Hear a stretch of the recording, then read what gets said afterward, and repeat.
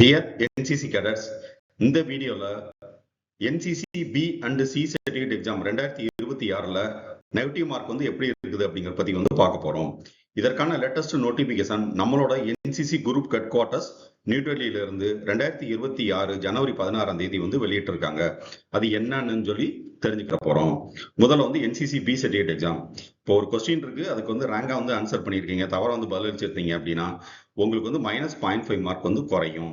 இப்போ இதே மாதிரி வந்து ஒரு கொஸ்டின் இருக்கு, அந்த கொஸ்டினுக்கு வந்து ஆன்சரே வந்து நீங்க அட்டன் பண்ணல அப்படின்னா உங்களுக்கு எந்த விதத்துலயும் வந்து மார்க் வந்து குறைக்க மாட்டாங்க. நெக்ஸ்ட் வந்து என்சிசி சி சர்டிஃபிகேட் எக்ஸாம். இதுல ஒரு கொஸ்டின் இருக்கு, ரேங்கை வந்து ஆன்சர் பண்றீங்க அப்படின்னா உங்களுக்கு -0.5 மார்க் வந்து குறையும். உதாரணமா வந்து ஒரு 2 மார்க் கொஸ்டின் இருக்கு, அதுக்கு வந்து தவறா வந்து பதிலளிச்சிருந்தீங்க அப்படின்னா -0.5 மார்க் வந்து உங்களுக்கு வந்து குறையும். இப்போ இதே இது வந்து ஆன்சரே வந்து பண்ணாத கொஸ்டினுக்கு உங்களுக்கு வந்து எந்த விதத்துல வந்து மார்க் வந்து குறைக்க மாட்டாங்க. அப்ப நீங்க வந்து தெரிஞ்ச கொஸ்டின் வந்து அட்டன் பண்றது வந்து ரொம்ப பெட்டர்.